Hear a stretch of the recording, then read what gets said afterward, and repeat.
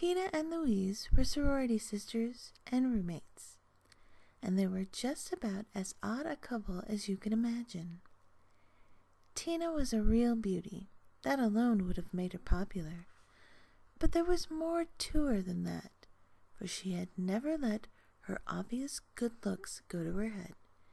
She was bright, cheerful, and not the least bit conceited. Indeed, she had been blessed with an unusual degree of tact. Even those girls who envied Tina's good looks could not help liking her, and all the boys who were firmly, but ever so delicately turned down for dates, did not feel crushed or personally rejected. Louise was the opposite. She was rather homely. Tina always insisted that if Louise paid more attention to her appearance, or cut her hair, or got contact lenses, she would have been very pretty. Tina was just being loyal, for none of that would have made much difference. Louise was homely, and she knew it and accepted that. Perhaps it made her a bit gloomy, but she never said she was unhappy. She never said much of anything. Louise was the sort of girl who would have faded into the background under most circumstances, but when contrasted with her dazzling roommate, she had practically become the invisible woman.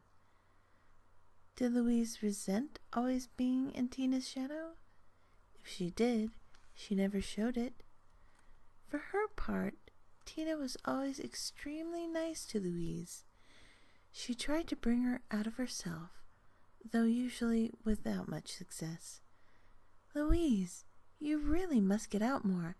I mean, sitting alone in this room every weekend, it's so boring. It can't be good for you. Don't you get really depressed?" But Louise would just smile and say no, she didn't really feel like going out. She had some work to do anyway, but that Tina should go out and enjoy herself. And Tina always did. No matter how sorry she felt for her stay-at-home roommate, she wasn't about to stay at home herself and share the loneliness. True, they were an odd pair, but they seemed genuinely fond of one another. When Tina would come home late on a Saturday night from a party or a date, she would always find Louise waiting up for her, and Louise would listen patiently and with no apparent envy while Tina chatted merrily on about what had happened. That may have been the secret of their friendship. Louise was a good listener who vicariously shared Tina's more adventurous life. This particular Saturday evening started out like so many others. Tina was going out, and Louise was staying in. But for Tina, the evening turned quickly and uncharacteristically sour. It was raining, and she was damp before she even got into her date's car. Then there was her date, a boy from a nearby college whom she barely knew. He turned out to be a disaster. He was, by turns, crude, morose, and mildly violent. He was slightly drunk when he picked her up, and he grew progressively drunker as the evening wore on. At the party, he created a scene in front of all her friends. Tina's attempts to get him to take her home were fruitless. For once, Tina's famous tact failed her. This boy was too far gone. When she finally did get him back into the car, she quite literally had to fight him off, tearing her new sweater in the process. And on top of everything, the car stalled on a deserted road. Tina was not quite sure whether the car really stalled or if it was just a ploy. It didn't matter. She wasn't going to spend another minute with this creep, who had begun drunkenly weeping about how no one understood him. She stalked off in the rain to try to hitch a ride home.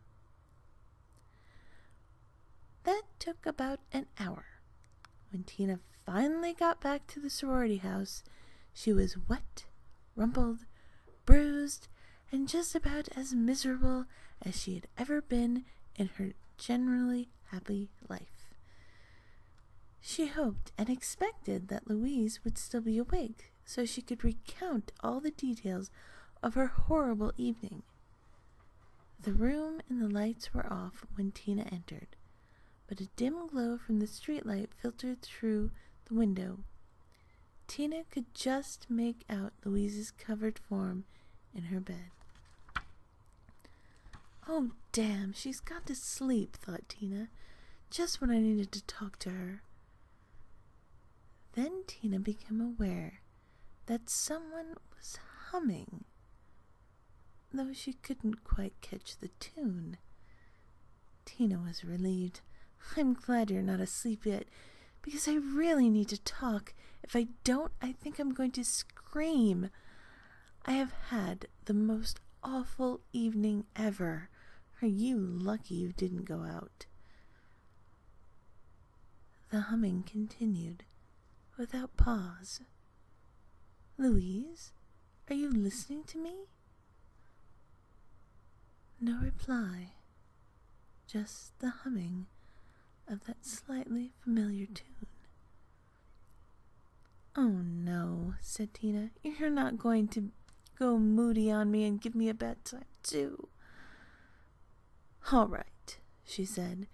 "If you don't want to listen, I won't say anything. I'm going to bed. I'm dead tired, and I'm sure I'm going to have a terrible cold by tomorrow."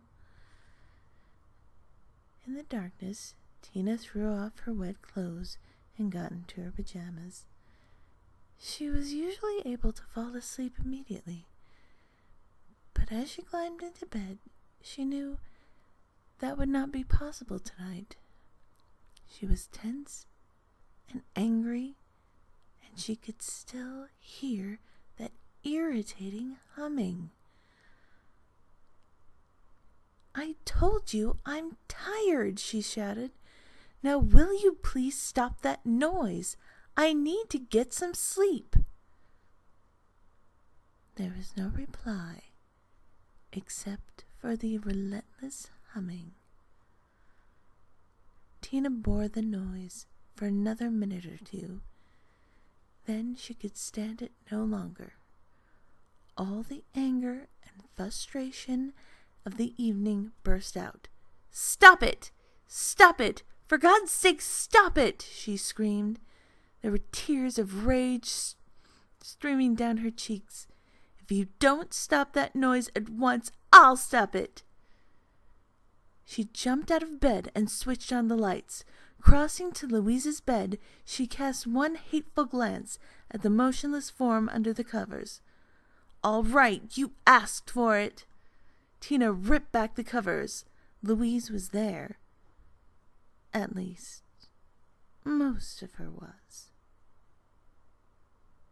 Her head was missing, and her pillow was covered with a red stain that had already begun to dry. Then Tina became aware that the humming continued. It was coming from behind her. Sick with fear, she turned.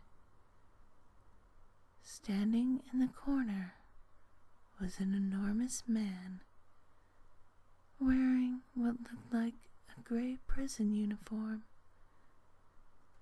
In one hand, he held a huge butcher knife, and in the other, he gripped the hair of Louise's severed head. And he was still humming.